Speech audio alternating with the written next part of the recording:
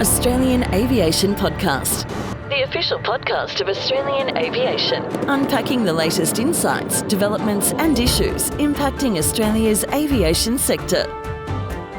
Hello and welcome to the Australian Aviation Podcast. I'm Jake Nelson and we are in week 4 of our Game of Thorns, the race to replace Adam Thorne as the host of, or the co-host of the Australian Aviation Podcast. And I know what you people have been thinking. You know, we've had some impressive co-hosts so far, but we haven't had nearly enough facial hair in this studio. Well, to rectify that, we have Keith Ford, formerly of Australian Aviation, now for a number of our finance portfolios, and the owner of perhaps the most impressive facial hair in Momentum Media. I mean, I'm going to claim it, regardless of whether or not. It's a little bit trimmed compared with, some previous points, COVID being a notable example of it. Probably shouldn't have got my license renewed during COVID. The license photo still very bit big. of a Rip Van Winkle effect. Much more that style, maybe Grizzly Adams, that kind of thing. But yeah, no, it's still going strong. And apparently disqualifies me to fly for Qantas. So, we there's will get another to that. bonus. We will get to that. So, Keith, for those of you who are not familiar with your oeuvre, you are a prolific podcast host here at Momentum Media. Can you give us an idea of a few of the things that you do? Right. Yes, we do have a few that I'm on. I host the IFA show, which is for financial advisors, the SMSF Adviser show, which is for any SMSF professionals. That's self-managed super funds. I don't know if you can put a personal plane in an SMSF, but you'd have to pay yourself a fair market value for every flight. There's also the Relative Return Insider podcast, which is for investors, with myself and the managing editor for our Wealth Titles, Maya, and we've got Shane Oliver from A&P. Their chief economist is our kind of third co-host. So got a lot of time in front of the mic. And now you're here on the Australian Aviation Podcast. You used to write for Australian Aviation, didn't you? I used to just read Australian Aviation. I ran our sub-editing team here at Momentum Media for a little while, and Australian Aviation was one of the titles that was under my purview, and I worked with, our dearly departed Adam Thorne on the magazine and on the site, and making sure that, any grammatical issues and a little bit of fact checking, anyone with some problems on, maybe 3-year-old editions of the magazine with some errors, you can come to me with your complaints, I guess. I'd rather you didn't, but feel free. Yeah, that they is might have. You do not wish to work. They may have been my fault. Who knows? I might have let them slip through. But mostly checking ensuring the grammar and the stories were somewhat well written. That was the idea. No actual writing about aviation for myself. And then you abandoned us. I did. Adam took it very hard, but it had been a while since I'd written. I hadn't been a journalist for a few years. I'd gone from one to another, so I was just in the sub-editing and decided to kind of go that direction, and they needed someone in the wealth team, and they didn't need someone in the aviation team at that point, so abandoned the world of aviation for a little bit. But I mean, here I am back ready to go. And have you taken any interest? Have you been on any interesting planes recently? Interesting planes, yeah. So I've got a few serial numbers for you to look at. No, we love serial numbers here. That's usually where we get in trouble, getting the serial number wrong.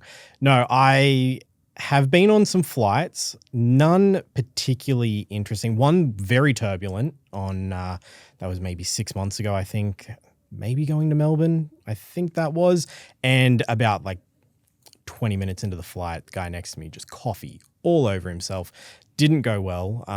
Didn't get me though, so I was happy with that. Outside of that, little bit of flying here and there for work. Nothing too extravagant. Nothing to write home about. They don't let me into the first class cabin, unfortunately, or the premium economy, as it may be, for domestic flights. And it's been a little while since I've had an international flight, so I can't really give you too many interesting stories. Well, Keith, welcome to the show, and let's play Who Wants to Be Adam Thorne? Now, we've had a few comments and shout-outs. I just want to give another shout-out to Captain Michelle Huntington, who I interviewed on the podcast a few weeks ago. She had a spectacular book launch the other week.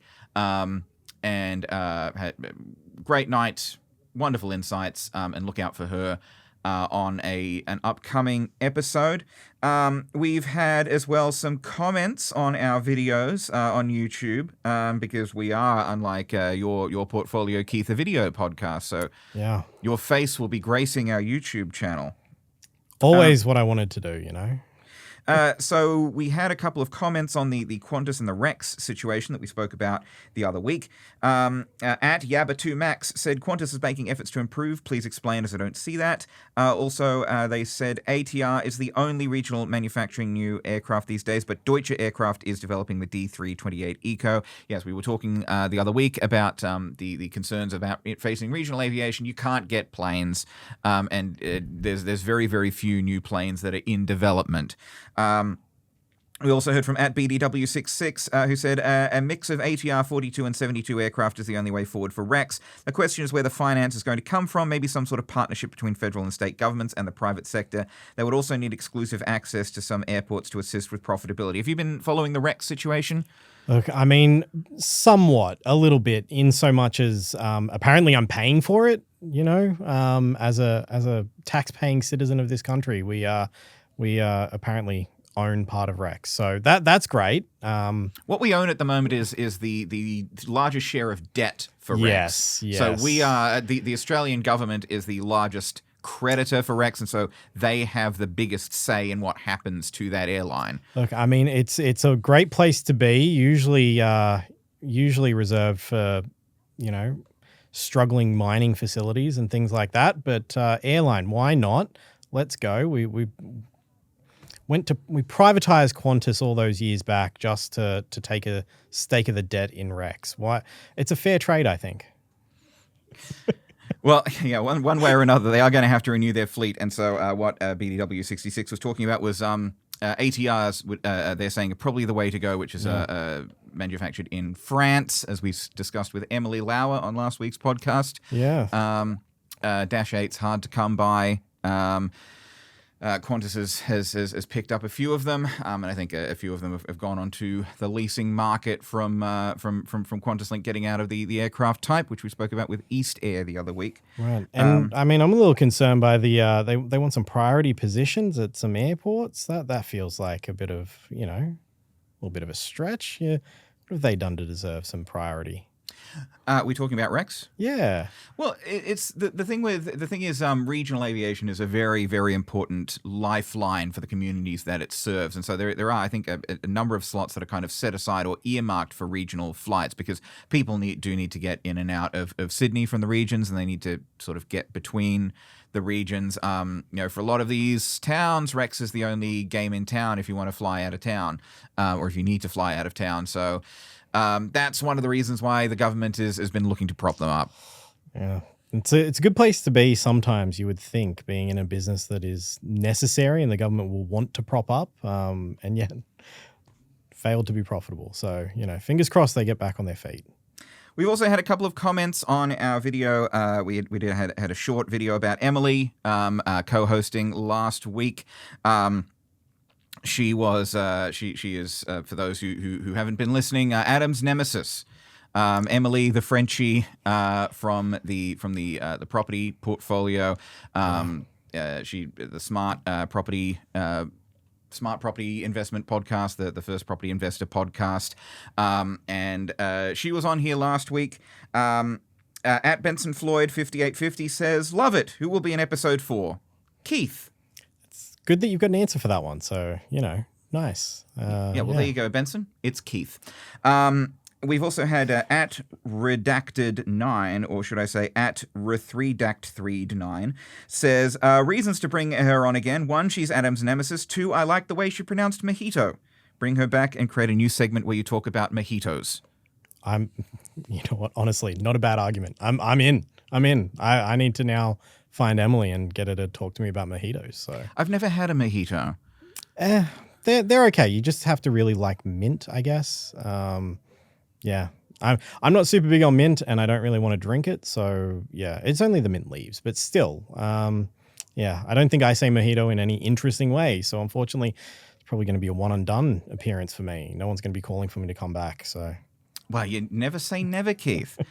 So there you go. At Redacted 9, we have had a brief discussion about mojitos, just not with Emily. No French accents. No French accents this time. Well, we should probably at some point cover the news because this is ostensibly an aviation news podcast.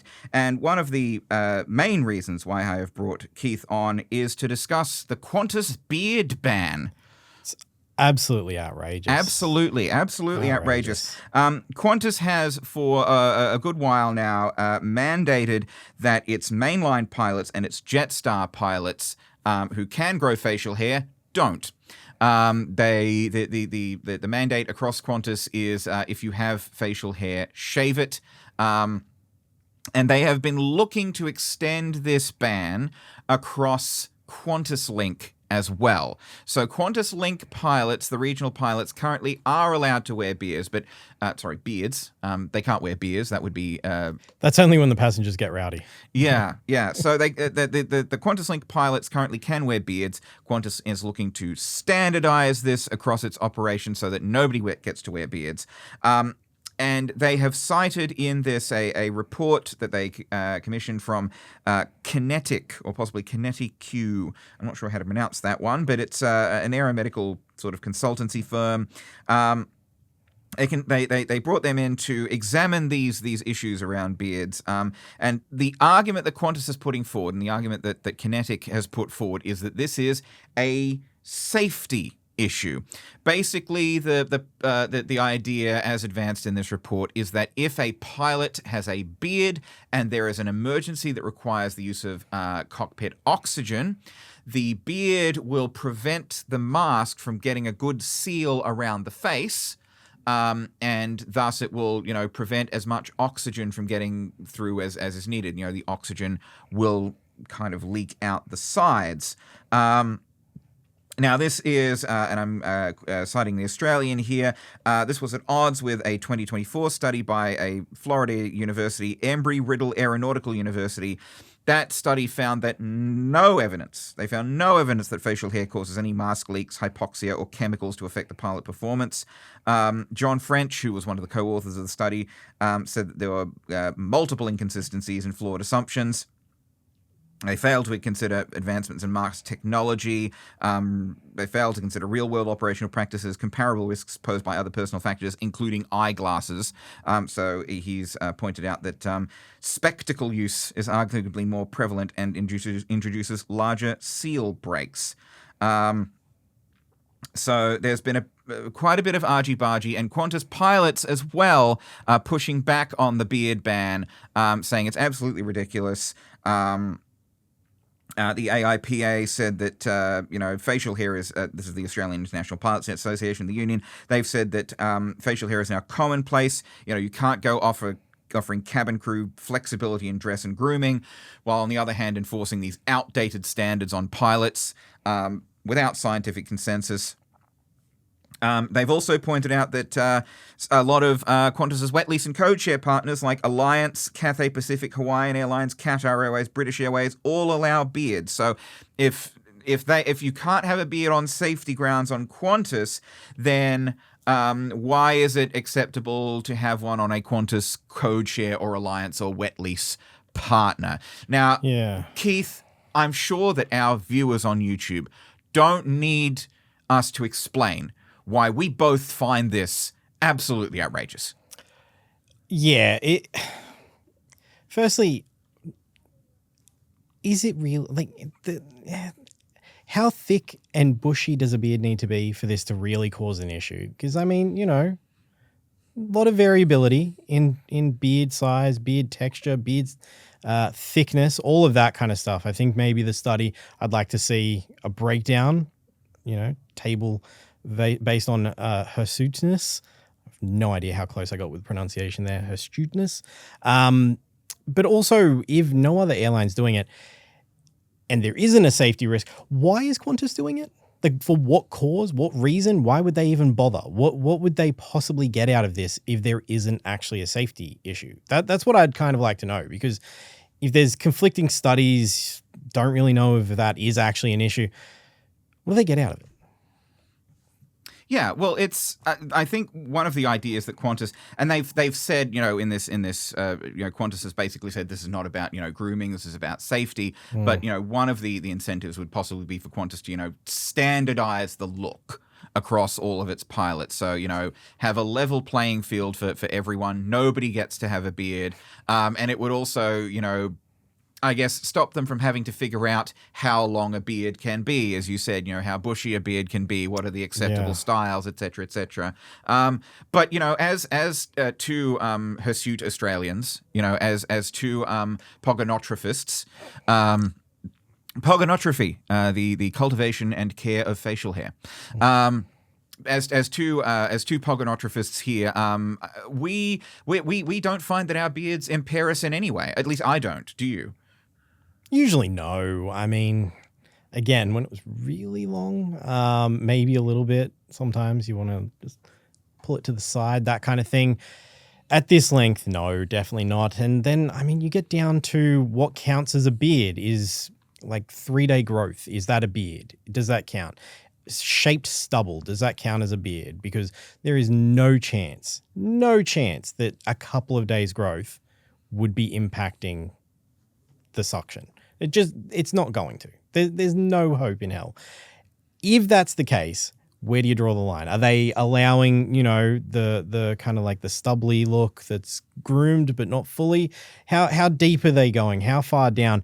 Are they just emulating the Yankees, who for many years have had a no beard policy, which potentially has actually been eased up? I feel like I saw something before the start of this most recent MLB season, but I should have looked into that. But I think maybe even the Yankees have loosened their grip. So I don't know. Maybe if they want to standardize the look, just go the opposite direction and let everyone have beards if they choose. Open it up.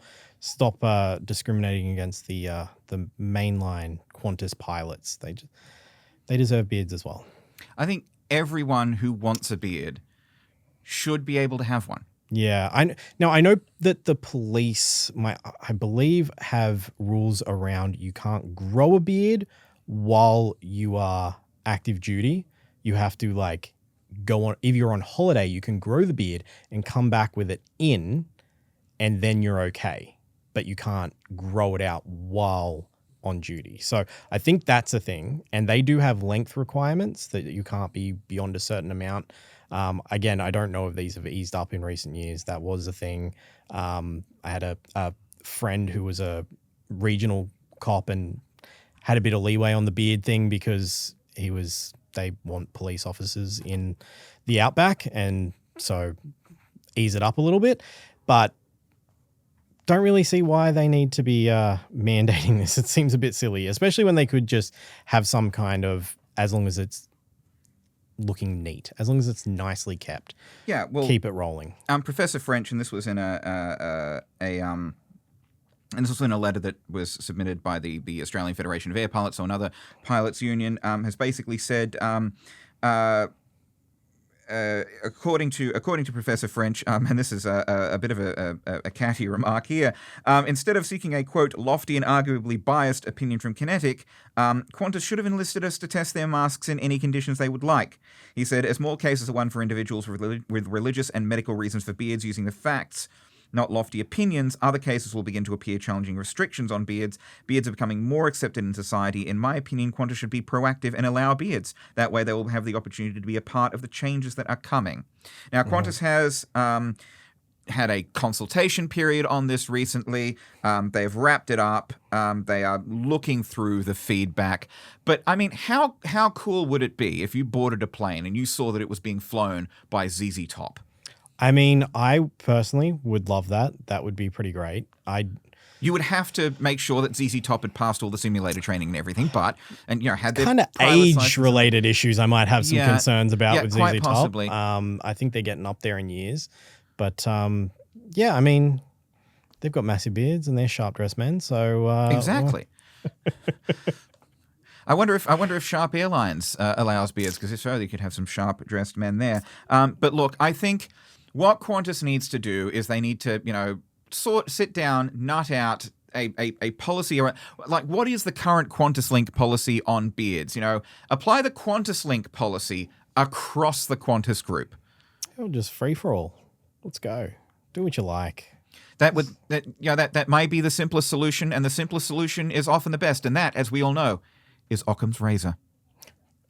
We're going to go for a quick break. We'll be right back with more news right after this. Don't go anywhere. We're back. You're listening to the Australian Aviation Podcast. We're here with Keith Ford from the Momentum Media Wealth Portfolio, a prolific podcaster and pogonophobist, which is a word that I am determined to get into the regular vocabulary. I don't think it's going to work. I do enjoy that the entire first segment was just a setup for the Occam's razor joke. I appreciate that, commitment to the bit. You can probably get rid of me now. I'm only here for the joke. Who will I talk to? Just for the bit. Yeah. Well, look, on the subject of Qantas, there's been a bit of a butting heads between Qantas and Virgin over the subject of frequent flyer benefits for government officials. Now, Qantas and Virgin have been basically, Virgin has come out and said official travel should not allow you as a public servant or a politician to accrue status credits with your frequent flyer program. You already can't get frequent flyer points, but status credits are okay to get under the current policy. And there was a report by the Department of Finance that sort of looked into this, and it did not recommend changing the status credit policy. Now, Virgin has said, well, this creates an uneven playing field. You know, if you've got business, if you've got official government travelers who are members of Qantas Frequent Flyer, this would encourage them to fly with Qantas to get their status credits up as opposed to flying with us. Now, Virgin does, of course, have its Velocity program, but Qantas is the bigger frequent flyer program.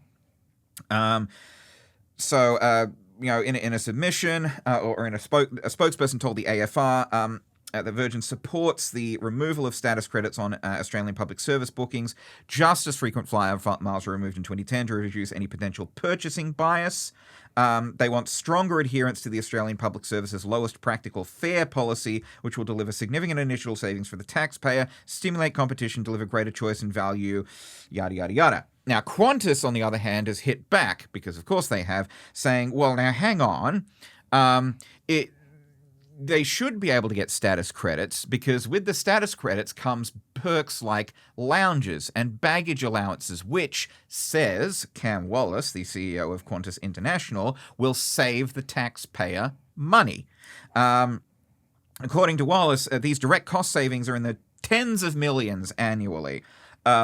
He said, again, talking to the AFR, frequent flyer members get additional benefits which reduce travel expenses and help them be more productive when they're traveling, things like lounge access, including space to work, as well as meal and beverages and additional baggage. Now, currently, you've got around 3.3% of Qantas bookings, 1.4% of Virgin bookings for government travel. Keith, what's your take on this? What were those numbers at the end there for the amount of the travel bookings? So 3.3% of Qantas bookings are government travel, 1.4% of Virgin bookings. Now, there was, and I think we went over this a few weeks ago, but there was a report, that report by the Department of Finance, which basically concluded the proportion of travel that is undertaken by public servants with Qantas and Virgin is roughly analogous to that of the general public, so they're getting a fair split. But that, as Virgin might point out, doesn't really take into account the lowest practical fare policy, which is basically if you are flying on government travel, you have to take the lowest fare that you can. You can't, pick one airline over the other because you'll get more status credits. Right, even if in the long term, the status credit, go with the Cam Wallace argument, but it builds up, you get a discount overall.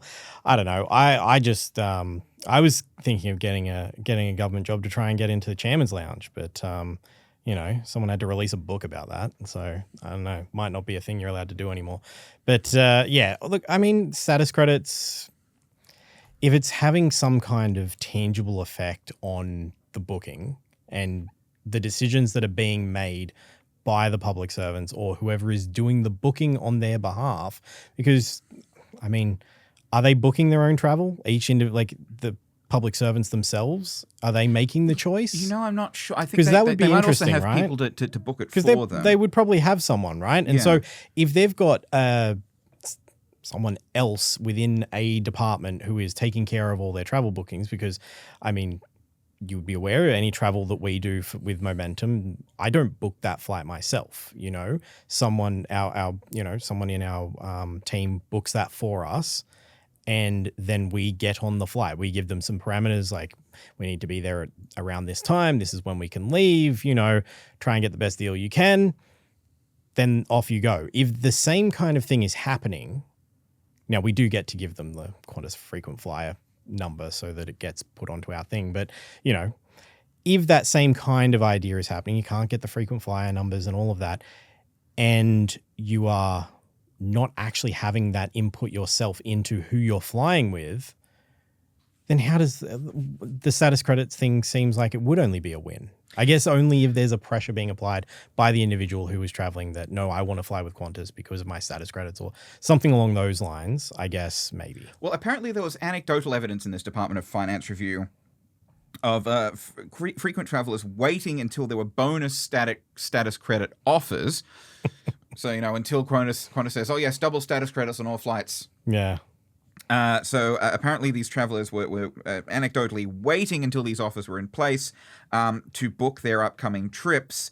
And finance has said, no, airlines, you need to make sure that promotional offers like this are not applied to official travel under any circumstances. Don't offer bonus status credits to government travelers. Stop it. Naughty, naughty. So it's lurks and perks for government travelers has been sort of a thing now. I mean, the Chairman's Lounge is an infamous example. Absolutely. I would love to get in the Chairman's Lounge. Sounds like a great time. No one at Qantas wants to invite me, I'm sure, but, any listeners, if you've gotten in, I'm happy to go to the lounge.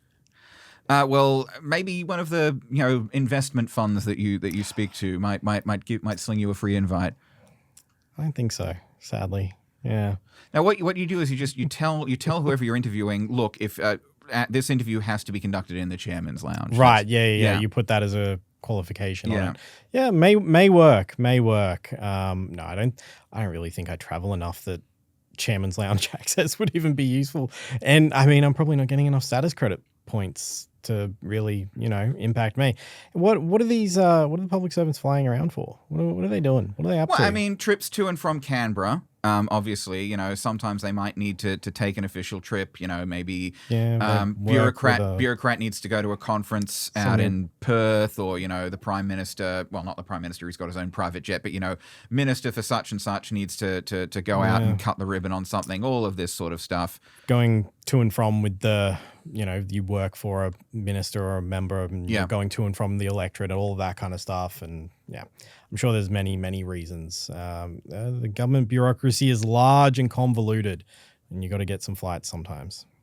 Now, on the subject still of Qantas, this is actually another reason why I wanted you on today, Keith, because we have that rare intersection of superannuation and aviation. I have a feeling this is going to be about Qantas being fined.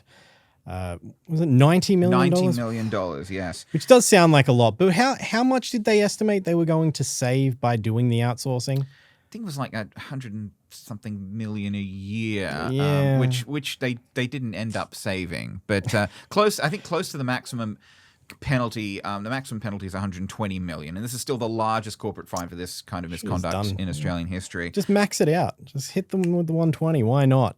But we've had this was a story in the AFR. Ed John, the executive manager of stewardship for the Australian Council of Superannuation Investors. Have you met him? I have not, sadly. Well, Ed, if you're listening, might want to reach out to Keith, maybe in the Chairman's Lounge.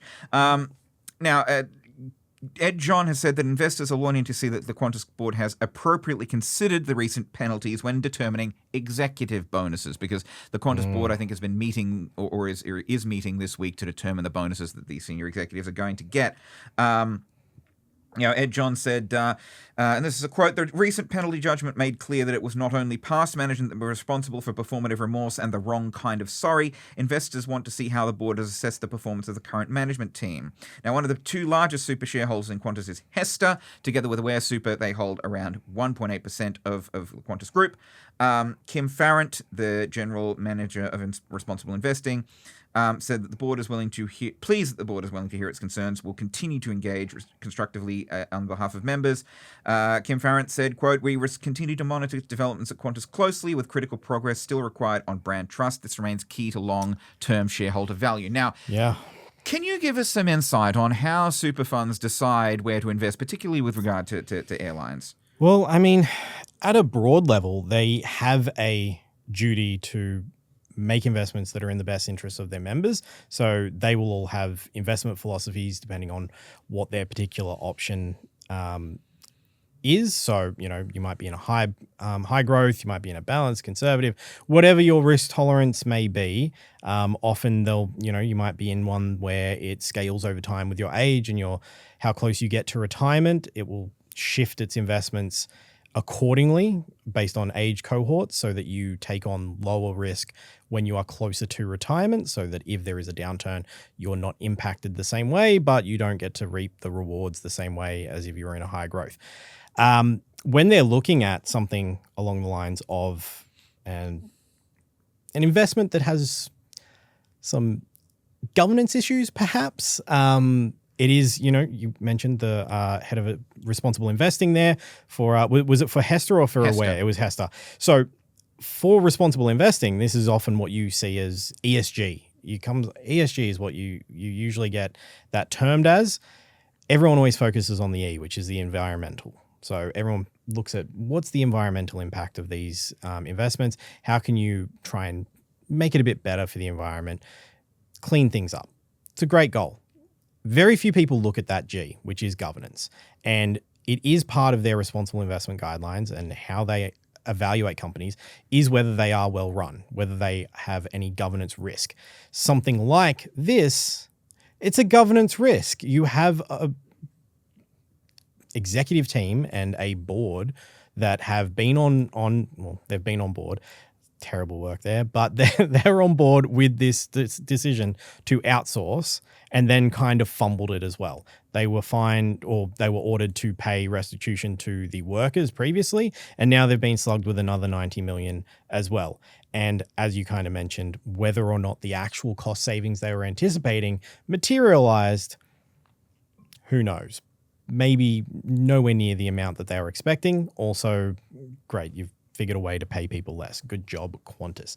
So if you're evaluating that company, you want to see that there is some ability for them to have changed the way that they're operating, because this was clearly not a good decision. They've made a mess of it. If there were a better way for them to have gone about cutting costs, they should have done that, instead of doing it where they have not only had this massive hit of $90 million plus whatever, I don't remember what they had to pay back the fired employees. $120 million. There we go. So, $210 million all in. Not a great way to do things. You could have found other methods to save some cash, right? So, or at the very least handled it better so that you didn't also then get the associated reputational damage, which is also negative, because if there is reputational damage, people are less likely to fly with Qantas, then their earnings are going to be suffering as well. Super fund who is investing in Qantas may have some concerns there and may want to look to reduce their exposure to this, damaged goods company, if that's how they see them. I don't really know whether that's something that they would be looking at and thinking, yeah, they're really going to be a struggle. We're going to just divest a lot of our holding. They will probably, there's a good chance that if they think there are continuing governance issues, that they would scale back. It would just be a really bad look that the current executive team were awarded bonuses. That would just be terrible optics, terrible PR. For all we know, they have hit their KPIs. They may have hit their metrics in order to meet their bonus standards, and should actually, under their contracts, be given bonuses. Don't really know what their metrics are or anything along those lines. And pretty fair to argue, current CEO didn't do this. not their fault, right? Yeah, and this is one thing as well. Look, Vanessa Hudson was the CFO at the time, but it wasn't really her. Got a new contract now, you know. Yeah. So it was primarily made by like the people in charge of hiring and firing. I think Paul Jones, who is now at Virgin, was one of the people who was mentioned. And one of the people the CFO may be involved in running the numbers a little bit there, though. At the very least, her team would have been involved in figuring out is this a good financial decision. But regardless, there is a new sort of leadership team. The broom has been put through. A lot of the old faces from the board are gone, and John Mullen, who's the new chair of Qantas, has been saying, and this goes to the point from our friend earlier. This goes from the point to Yabba to Max. What efforts has Qantas been making to improve? The broom has been put through. John Mullen has said, they had the SAR review into Qantas corporate governance, and they say that they've religiously followed all of those recommendations. One thing that they've also made efforts to sort of improve on-time performance and customer experience, which we'll touch a little bit on a bit later. But one thing that might mitigate this whole, reputational damage, people might choose to fly less, is the simple fact that Qantas and Virgin are really the only game in town. Forgetting all the debt of Rex we hold. Yeah, it's true. But, if you want to fly from Sydney to Melbourne, Rex don't do that anymore. And trying to fly from Sydney to Melbourne was one of the reasons that Rex is in this situation. Probably not a great choice by them. Yeah. I booked a Rex flight from Sydney to Melbourne last year, and then Rex went belly up, and I ended up flying with Virgin. Thank you, Virgin. Those great regional express corridors between Sydney and Melbourne, It's in fairness, they are regions. But so, Qantas and Jetstar still hold the lion's share of the Australian aviation market, with Virgin in second. They do. And so the damage to that might be slightly mitigated by the fact that you fly with Qantas, you fly with Jetstar, or you fly with Virgin. Those are your options in most cases. Yeah. And if you want that premium, high-end sort of market, Qantas is where you will probably go. They have a huge share of the corporate contracts. If you want the cheapest fare available, it's probably Jetstar. Virgin's the one that sits in the middle. But, there's not a whole lot of other options. If you want those status credits. If you want those status credits as well. Qantas or Virgin, Qantas Frequent Flyer or Velocity. But those are kind of the only two in town. And so from a super perspective, that might cushion it a little bit. Yeah, no, I mean, if you're an investor, if you're looking at it, you're not just going to look at the governance issues. It's obviously something that you'll see as a risk because it is going to impact their performance. You are, of course, going to, however, look at the underlying business metrics, how they're positioned, whether they're gaining or losing market share, whether they are performing well from that perspective, whether they are generating higher revenue, whether profits up, all of those kind of basic metrics that you would look at. It would really be about forecasting forward and whether you believe that would be set to continue, and whether the reputational damage would be enough to impact the actual earnings. I guess, maybe you could argue, even if you're going to stick with Qantas for your domestic travel, you've got a lot more options in terms of international travel. So you might have some other opportunities to kind of hit Qantas in the hip pocket if you don't want to fly for them. But at the same time, how long would that last if you're flying Qantas constantly domestic and then you're compiling all your frequent flyer points and then you're flying overseas for something? Well, maybe I just want to be in one customer rewards program, right? Yeah. Just stick with Qantas because you want to keep getting your points. So, I mean, it's kind of the problem with a monopoly or a duopoly is that when there is such a strong hold on the market, it doesn't really matter what you do. You can get away with it because where else are you going to go? So being that there is such little competition in the domestic aviation market is really where the issue lies. The problem, of course, being it's really, really expensive to run an airline and often not a great investment. You don't really want to... Is the famous Warren Buffett line around not wanting to, if he ever decided to buy an airline to shoot him or something, or there's another one, if you want to... how do you become a millionaire with an airline, start as a billionaire, something along those lines. If you want to make a small fortune in Australian aviation, start with a large one. Exactly. So, not a huge amount of incentive for a lot of people to get in on that and then try to disrupt this very entrenched market. Probably, maybe there's grounds for the government to look at, forcing a separation between Qantas and Jetstar, perhaps. I'm not telling them they should do that, but that's the kind of thing where if there is this strong duopoly where you can't go anywhere else, that's not good for consumers in the long run. Well, on that note, we're going to take one more quick break, and we will come back to this theme in a little bit, but stick around. We'll be right back after this. All right, welcome back. You're listening to the Australian Aviation Podcast. We're here with Keith Ford from the mighty Momentum Media Wealth Portfolio. Now, Keith, yes. You are in a privileged position among all of our rotating guest Adams because you are here for the presentation of the monthly Huey Award. There we go. For the most reliable airline. Now, last month, that award went to Qantas, which toppled Virgin Australia from its reliability perch for the first time in, I think, something like 6 or 7 months. Wow. The Huey Award, with this rather fetching trophy that you can see on the cameras right now if you're watching on YouTube, is awarded semi-scientifically according to the BITRA data, the data that comes out of the Department of Transport every month for on-time departures, on-time arrivals, and cancellations. Right. Now, last month, the winner was Qantas. This month, oh dear, July. Don't tell me it's Rex. Not Rex. July 2025 was a shocker of a month across the board for on-time arrivals and on-time performances and consolations.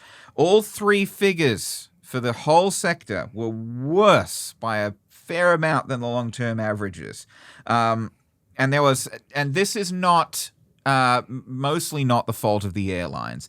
That was a month of bad weather. I mean, you were there. You felt the high winds that were, say it's been a lot of rain. It has been a lot of rain. I mean, August has been pretty rainy. August might be worse. It was pretty bad. But July was not great, and there was a lot of bad weather. There's a lot of ground delays.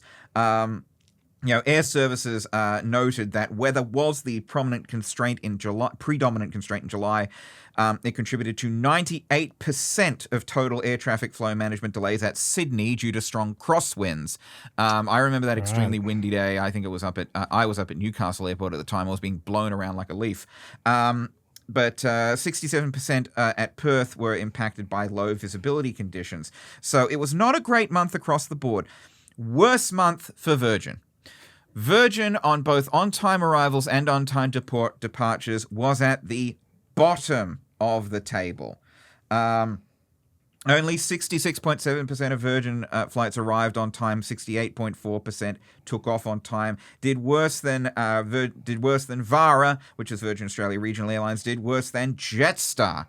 The only area where it came out looking reasonably okay was in cancellations, where once again Virgin Australia did beat Qantas for lower cancellations. And this is part of a broader strategy by Virgin, which we've talked about before on this podcast. But basically, Virgin's whole idea is that they would rather get you on your flight late than cancel your flight and bump you to another one.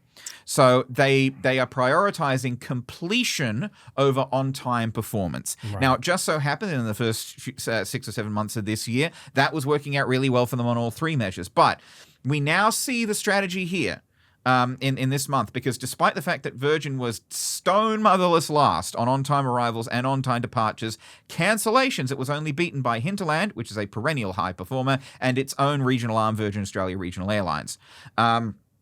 So only 2.2% of Virgin flights were cancelled across the Virgin network, compared to 3.8% of flights across the Qantas network. Qantas seems like quite a lot. Yeah, no, Qantas, I think, more prioritizing the on-time performance. If a plane's going to be, late, they are more likely to cancel it than than Virgin is. But regardless, Qantas has beaten Virgin on on-time departures, beaten Virgin on on-time arrivals by large margins. The only thing where Virgin outperformed it was on cancellations and completion rates. Danny Norman, the General Manager of Virgin Australia's Integrated Operations Centre, said, quote, while adverse weather impacted on-time performance in July, Virgin Australia maintains an average OTP rate, that's on-time performance, of above 80% of 2025 to date. He said, and this is going to what I said before, we will prioritise completing a flight in order to get guests to their destinations on the desired day of travel wherever possible.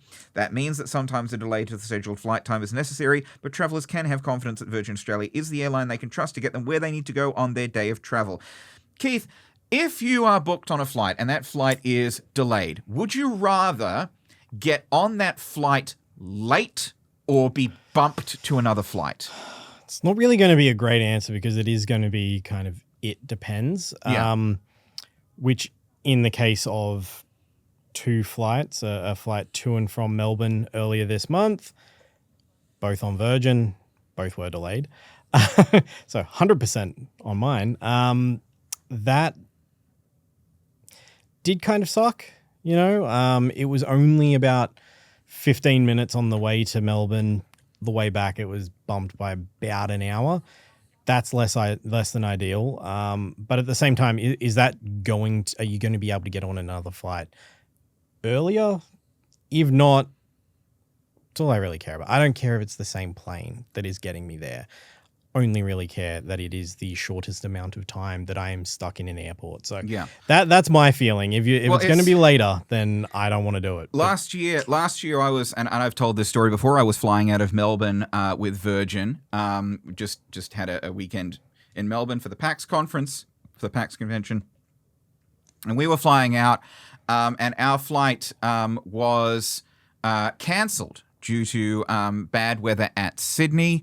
And so Virgin put us on the next available flight, which had 2 seats, which was 2 days later. So I would rather in that instance, you know, it would have been preferable to me for Virgin to make us wait around in the airport for 4 or 5 hours than to bump us to a flight 2 days later, because we had to, you know, book a hotel room for 2 more nights. We had to rely on our travel insurance. We had to go all the way back into Melbourne City. So that was a nightmare. So speaking from my perspective, I would rather have a long delay than be cancelled and put on a flight that maybe, you know, the next day or later. Yeah, I mean, similar kind of idea. Whichever one is going to get me there earlier, that's the option I'd prefer. So, and yeah, so if there's a bunch of empty seats on a flight leaving in the next 45 minutes, chuck me on that one. Yeah. Otherwise, you know, maybe we just don't worry about if it's on time or cancelled and we just take the best option. But getting back to the original subject at the top of this segment, the Huey Award. Last month it went to Qantas. Now, normally I will peel off the sticker there to reveal the new winner, but this occasion I don't have to. Once again, Qantas. The Huey Award for the most reliable airline 2 months in a row. Congratulations to Qantas. Some good news for Qantas there in a episode which has mostly been bad news. Yeah, you got to give them one win, I suppose. Yeah. Now, on the subject earlier of competition in the aviation industry here in Australia, you know, talking about the duopoly, this is a very, very rare occasion. Oh, yeah. So for our final sort of story today, this is a very rare occasion, a very rare thing, not common at all that happens here at Australian Aviation, which is a situation in which I was wrong. Very keen to hear. A few weeks ago, in the first week of our Game of Thorns, I had on the podcast David Hollingworth from Cyber Daily, and we were discussing an airline called Koala Airlines. Now, Koala Airlines has been in and out of the news a fair bit recently. Their whole thing is, you know, we want to take on Qantas and Virgin. We are getting some 737 MAX 8s. You know, we want to take them on. We've got an AOC. You know, we're looking to launch at the end of next year. We want to bring something new. We don't want to talk too much about what our plan is because otherwise Qantas and Virgin will copy it. That's what they've been saying for a while. And we believed at the time we could not find their AOC that they had listed on their website, their Air Operator Certificate, which is basically their license to fly, right? You cannot operate, you know, the commercial flights without the Air Operator Certificate. And we couldn't find it on the website, and we were like, we don't think, we can't see that this exists, and we asked, we told Koala Airlines, and we asked the CEO of Koala Airlines, a fellow called Bill Astling. We said to him, we would love to be wrong. Please prove to us that we are wrong. Please show us the air operator certificate. Well, at the Australian Aviation Summit the other week, who should come up to me but Bill Astling himself, and he placed into my mortal hands a genuine, bona fide, CASA-certified, we-checked air operator certificate for Koala Airlines with the exact number that they claimed to have. So Koala Airlines does, in fact, have an AOC. You are seeing it right here. And not only that, but he spoke to us for about 40 minutes on the phone. Afterwards, exclusively, he spoke to us and revealed a bit about what Koala Airlines is planning to do. He has confirmed that Koala Airlines has secured leases on 3 737 MAXs so far. He has said that they want to focus on tourists and leisure travelers over the corporate market. That they want to focus on capital cities. This includes the Golden Triangle, Sydney, Melbourne, Brisbane, where Qantas and Virgin are very, very dominant. He says we're going where the demand is. They've had a couple of former Bonza airports approach them. They're looking at that. They're focusing on the tourism industry rather than business class or any sort of corporate deals. And he said that they're not going to be trying to compete on price, because, all of these other airlines that have come along, or so many of them, have, tried to undercut Qantas and Virgin only to themselves be undercut in turn, which, was part of the reason that Rex came a cropper. They want to be a feeder airline for foreign tourists, including from China. So to get tourists out of places like Sydney, Melbourne, Brisbane, and to, other holiday destinations within Australia on things like, package tours. And what he said was, And he told us, yes, we acknowledge that there are skeptics, given the number of airlines that have collapsed in the past few decades. He said there's a bad taste in people's mouths about Rex and Bonza. He said, quote, I can sit people down and tell them why we will be successful, but the skeptic has just seen a whole litany of collapsed airlines and they think, here comes another one. We're not going to be a low-fare carrier. We want a balanced and sustainable approach. We want a solid foundation before we start. We don't want to use other people's money to build our business. So we have confirmed that Koala Airlines does have a plan. We've confirmed that they do have leases on airlines. We've confirmed that they have an air operator's certificate, which they inherited from Desert Air Safaris when they purchased it in 2019. So, Bill, we said, show us what you got, and you showed us what you got. And all we can say is thanks. I mean, sure, there's got to be a photocopy or something, right? It's not the actual certificate. Right? Oh, well, yes, but no, he didn't give me this is a photocopy, but this is a genuine copy of a genuine certificate, which they genuinely hold. Look, as far as Koala Airlines goes, or any other startup airlines, our position here has always been we would love to see more competition in the Australian aviation market. I think so, yeah. It can only be a good thing, as long as it actually sticks in some way and exactly gets some passengers, And we would love to see more competition in the aviation market, and we would love to see new airlines succeed. Our attitude on Koala Airlines has been, we'll believe it when we see it. We do have some stuff now that we have seen and that we can believe, but there is still a lot that, because they're not planning to launch until the end of next year. They're not planning to have their planes are probably not going to be built until around the middle of next year. So there is a lot that can still go wrong for Koala Airlines. There is a lot that might go wrong before the launch, a lot that might go wrong after the launch, as we've seen with Bonza. They got to get, they probably need to get their AOC updated to allow 737 operations. They will need to, secure routes. They will need to secure slots. They will need to do all of these things to get up and running.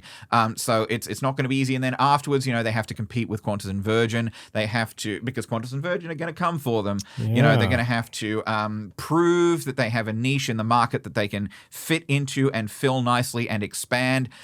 So it's not going to be easy, but he is hoping, right? Look, I mean, I'm just hanging out for their grooming policy. Yeah, exactly. What would entice you to fly on a brand new startup airline, Keith? Free mojitos, I guess. Free mojitos. Well, listen, Bill, if you're listening, free mojitos. I think it's a good idea.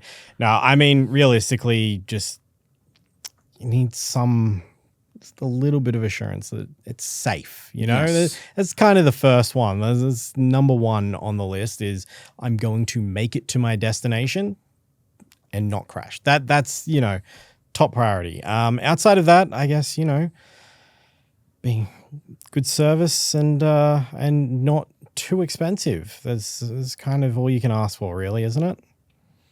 Yeah. One would think so. Yeah. So a good logo. Good logo. I mean, the logo right now is a koala. So the one from The Simpsons of the koala hanging on the back of the plane, that one, or thankfully no. Actually, it's two koalas, like a little koala on top of another bigger koala. I don't know if they're going to change the livery because this is just the planned livery. They've got sort of renders of it at the moment, but look, it's we'll wait and see how it happens. But Bill, as Keith says, if you want a surefire way to get some passengers, free mojitos, I guess. It's a good effort. And I think it could work. And let your pilots have beards. Yeah, don't go down that route. Just beards. Well, that is all the time we have on the Australian Aviation Podcast today. Thank you to Bill Asling for putting his AOC where his mouth was and showing it to us and giving us some idea of his plan. Thank you to our listeners. Thank you to our viewers. Thank you to Keith, who has bravely stepped into the breach. Keith, how did you enjoy your time as an aviation podcast host? Had a great time. Thank you, Jake. Always fun. I appreciate you having me on. Well, we shall be back next week with the next contender in our Game of Thorns to see who will be replacing Adam Thorne as the co-host of Australian Aviation. Look out for that. But in the meantime, from myself and from Keith, that's all from us. Goodbye.